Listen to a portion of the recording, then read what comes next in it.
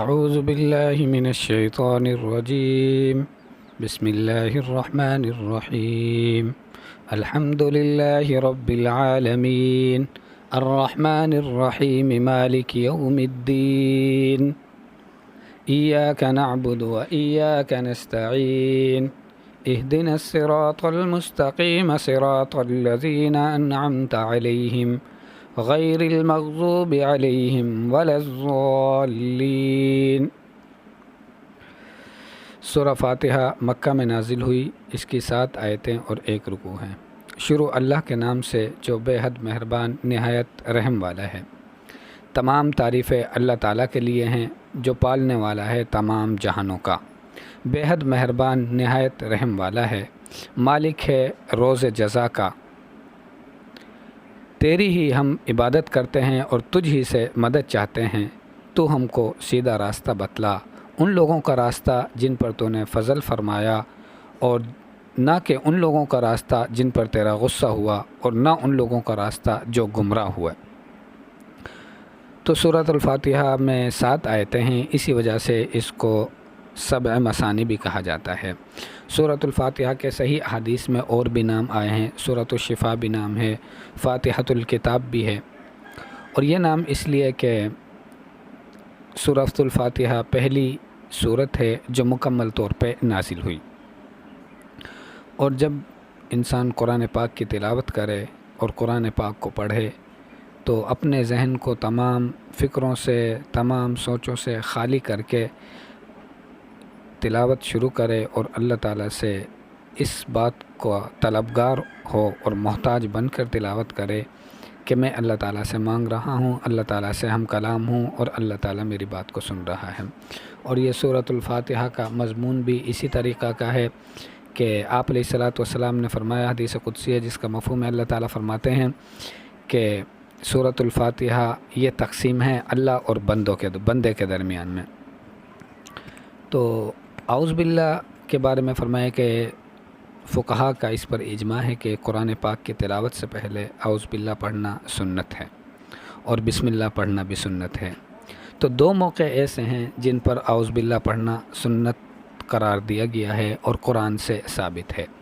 قرآن پاک کی تلاوت کرنے کا موقع پر قرآن سے ثابت ہے اعوذ باللہ پڑھنا، فَإِذَا قَرَأْتَ الْقُرْآنَ فَاسْتَعِذْ بِاللَّهِ مِنَ الشَّيْطَانِ الرَّجِيمِ۔ اور دوسرا موقع ہے وَإِمَّا يَنزَغَنَّكَ مِنَ الشَّيْطَانِ نَزْغٌ فَاسْتَعِذْ بِاللَّهِ۔ اگر شیطان کسی کو کچوکا لگائے، وسوسے ڈالے، خیالات کسی کے ذہن میں پیدا کرے، تو وہ فوراً اعوذ باللہ من الشیطان الرجیم یہ پڑھ لیا کرے۔ اس کا اللہ تعالیٰ نے حکم دیا ہے شیطان کے وساوس سے بچنے کے لیے۔ اور بسم اللہ یہ بھی احادیث میں ہے کہ بسم اللہ سے ہر نیک کام کو شروع کیا جائے۔ تو تمام تعریفیں اللہ تعالیٰ کے لیے ہیں جو تمام جہانوں کا پالنے والا ہے۔ یہ ایسا دعویٰ ہے، الحمدللہ یہ دعویٰ ہے، اور رب العالمین یہ دلیل ہے۔ الحمدللہ دعویٰ ہے اور رب العالمین یہ دلیل ہے کہ تمام تعریفیں کس کے لیے ہیں؟ اللہ تعالیٰ کے لیے ہے۔ اللہ تعالیٰ کے لیے تمام تعریفیں کیوں ہیں؟ اس لیے کہ اللہ تعالیٰ واحد ذات ہے جو تمام جہانوں کا پالنے والا ہے، اور وہ ایک اکیلا ہے۔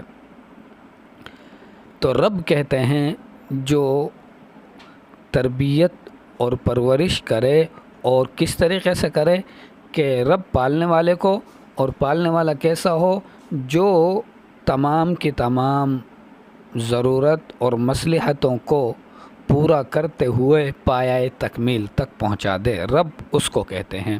اور یہ صفت اللہ تعالیٰ کی ذات کے ساتھ خاص ہے، اللہ تعالیٰ کے علاوہ کسی میں یہ صفت نہیں کہ جو اپنے ماتحت کی ضرورتوں کو اور تمام مصالحتوں کو سامنے رکھتے ہوئے اس کو پایۂ تکمیل تک پہنچا دے۔ عالمین یہ جمع ہے، تمام جہانوں کا پالنے والا ہے۔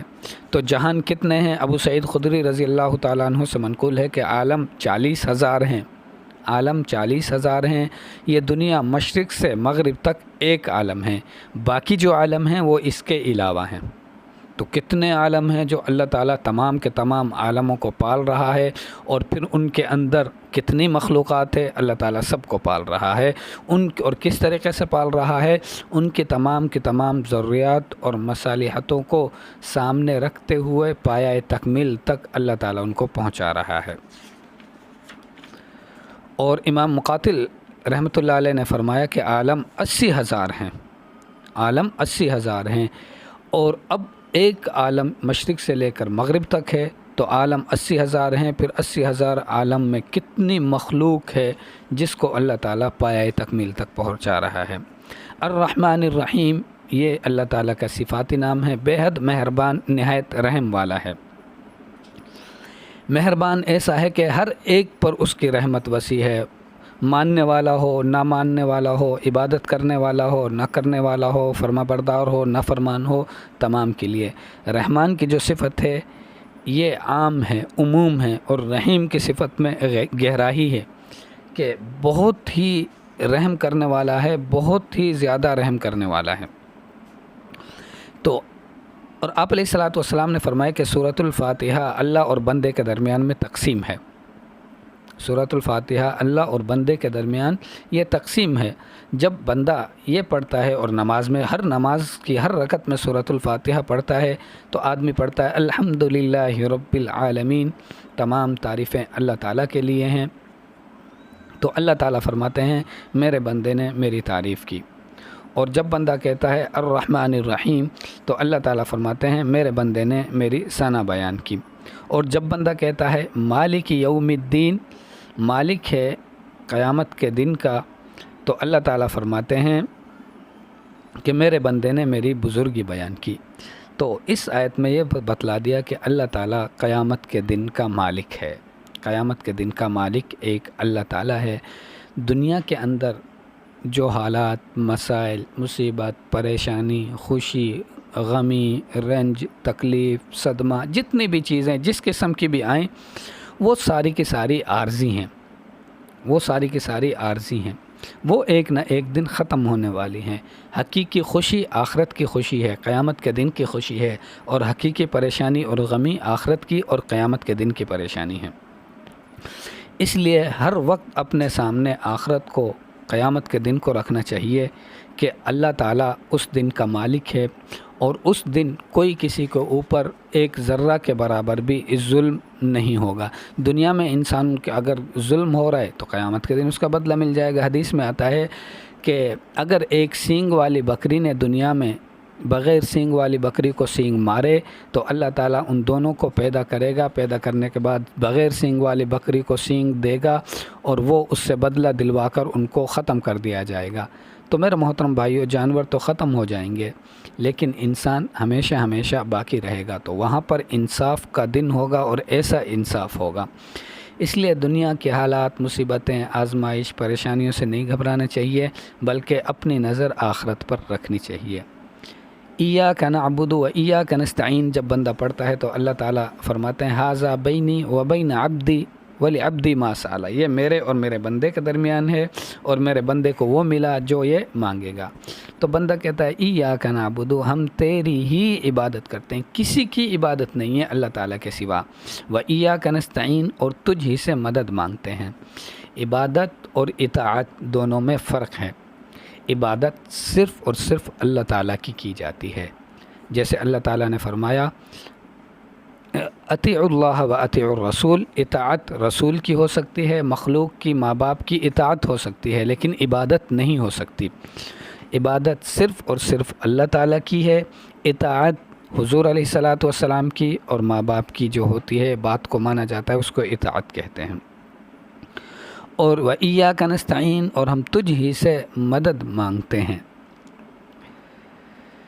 تو عبادت جو ہے یہ کی جاتی ہے اللہ تعالیٰ کی، اور اللہ تعالیٰ نے ہر انسان کو اس فطرت پر پیدا کیا ہے کہ اس کے دل کے اندر عبادت کرنے کا خیال اور جذبہ اور شوق پیدا ہو۔ اسی وجہ سے ہر انسان کے دل کے اندر عبادت کا مادہ موجود ہے۔ مشرکین مکہ بتوں کی پرستش کرتے تھے، ان کی عبادت کرتے تھے، وہ اس لیے کرتے تھے کہ اللہ تعالیٰ نے فطرتاً ہر انسان کو عبادت کے لیے پیدا کیا ہے، ہر انسان عبادت کرنے کے لیے پیدا ہوا ہے، اسی وجہ سے وہ ہر انسان کسی نہ کسی کی عبادت کر رہا ہے۔ اصل اللہ تعالیٰ نے پیدا کیا تھا اپنی عبادت کے لیے، لیکن حالات، معاملات اور غلط راستہ اختیار کرنے کی وجہ سے کافر اور مشرک وہ چلے گئے دوسرے راستے کی طرف، اور انہوں نے کسی نے بتوں کی عبادت شروع کر دی، کسی نے چاند، سورج، ستاروں کی عبادت شروع کر دی۔ تو یہ عبادت کیوں کر رہے ہیں؟ یہ اس وجہ سے کر رہے ہیں کہ فطرتاً اللہ تعالیٰ نے ان کے اندر یہ عبادت کا مادہ رکھا ہے، اس وجہ سے وہ عبادت کر رہے ہیں، لیکن راستہ غلط اختیار کر لیا۔ تو اس وجہ سے کوشش کرنی چاہیے کہ تمام کے تمام معاملات میں اللہ کے احکام کو حضور علیہ الصلاۃ والسلام کے طریقے کے مطابق پورا کرنا۔ اہدنا الصراط المستقیم، اور بندہ مانگتا ہے اے اللہ ہم کو صراط مستقیم پہ چلا، سیدھے راستے پہ چلا، دنیا کے معاملات میں بھی اور آخرت کے معاملات میں بھی۔ دنیا کے معاملات ہوں ان میں بھی صراط مستقیم پہ چلنا انسان کے لیے بہتر اور فائدہ مند ہے، اور آخرت کے معاملات میں تو بالکل ہی کوئی اور راستہ ہے نہیں صراط مستقیم کے علاوہ چلنے کا۔ اور وہ صراط مستقیم کون سا ہے؟ صراط مستقیم کس راستے کو کہتے ہیں؟ صراط مستقیم کہتے ہیں سیدھے راستے کو، اور دین کے معاملے میں سیدھا راستہ وہ ہے جس میں افراط اور تفریط نہ ہو۔ افراط زیادتی، تفریط کمی۔ جو بات اللہ نے اور اللہ کے رسول نے فرما دی اس کو بعینہ اسی طریقے سے پورا کرنا ہے جتنا اس کے کرنے کا حکم دیا ہے، نہ اس سے کم کرنا ہے نہ اس سے زیادہ کرنا ہے، اور آپ علیہ الصلاۃ والسلام کے طریقے کو اسی طریقے سے پورا کرنا ہے جس طریقے سے حضور علیہ الصلاۃ والسلام نے کیا، نہ اس میں کمی کرنی ہے نہ اس میں کوئی اضافہ کرنا ہے۔ اور وہ صراط مستقیم کون سا راستہ ہے؟ صراط الذین انعمت علیہم، ان لوگوں کا راستہ جن پر اللہ تعالیٰ نے انعام فرمایا، نہ کہ ان لوگوں کا جن پر اللہ تعالیٰ کا غضب اور غصہ ہوا اور وہ لوگ گمراہ ہو گئے، نہ ان لوگوں کا جو گمراہ ہوا ہے۔ تو یہ صراط مستقیم ہے۔ تو سورۃ الفاتحہ کی تفسیر اور سورۃ الفاتحہ کے بارے میں فرمایا کہ یہ قرآن پاک کا خلاصہ ہے سورۃ الفاتحہ، اور سورۃ الفاتحہ کا خلاصہ آیت ایاک نعبد و ایاک نستعین بھی فرمایا، اور بعض نے کہا کہ سورۃ الفاتحہ کا خلاصہ بسم اللہ ہے۔ اس لیے فرمایا، امام رازی رحمۃ اللہ علیہ نے اپنے خطبے میں فرمایا کہ سورہ فاتحہ سے 10,000 مسائل نکلتے ہیں، اور حضرت علی رضی اللہ تعالیٰ عنہ نے فرمایا کہ اگر میں سورہ فاتحہ کی تفسیر لکھنا شروع کر دوں تو 70 اونٹوں پر وہ تفسیر رکھی جائے گی سورۃ الفاتحہ کی۔ اور یہ صرف ان کی بات اور ان کا قول نہیں تھا، بلکہ ایک دفعہ عشاء کی نماز کے بعد بیٹھ گئے اور سورۃ الفاتحہ کی تفسیر بیان کرنا شروع کی، تو بسم اللہ کی با پر ہی چل رہے تھے کہ فجر کی اذان ہو گئی۔ عشاء کی نماز کے بعد بیٹھے اور فجر کی اذان ہو گئی، ابھی بسم اللہ کی با کی تفسیر ہی چل رہی تھی۔ تو یہ قرآن پاک ایک علم کا سمندر ہے، معانی کا سمندر ہے، ایسا سمندر ہے جب انسان اس سمندر میں چلنے کا اور تیرنے کا، غوطہ لگانے کا مزہ چکھ لیتا ہے تو پھر دوسری طرف بالکل بھی نہیں جاتا۔ اور ایسا گہرا سمندر ہے، جتنا اس کی گہرائی میں جائے گا، جتنا اس کی گہرائی میں جانا جائے گا، اس کی گہرائی میں چلتا چلا جائے گا، لیکن اس کی گہرائی نہیں ملے گی اس کو، اس کی تہ تک نہیں پہنچ سکتا۔ تو کوشش کرنی چاہیے کہ قرآن پاک کو سمجھنا، قرآن پاک کے معنی میں غور اور فکر کرنا اللہ تعالیٰ کا کلام ہے۔ جب انسان قرآن پاک پڑھتا ہے تو گویا کہ ایسا ہے جیسے اللہ تعالیٰ سے کلام کر رہا ہے۔ تو اپنی اور قرآن پاک کی تلاوت کرنے کے بعد اللہ تعالیٰ سے اپنے لیے اپنے مسائل کو حل کروانا، اپنی دعاؤں کو مانگنا، یہ حدیث میں اس کا ذکر آیا ہے۔ اللہ تعالیٰ ہم سب کو عمل کی توفیق عطا فرمائے۔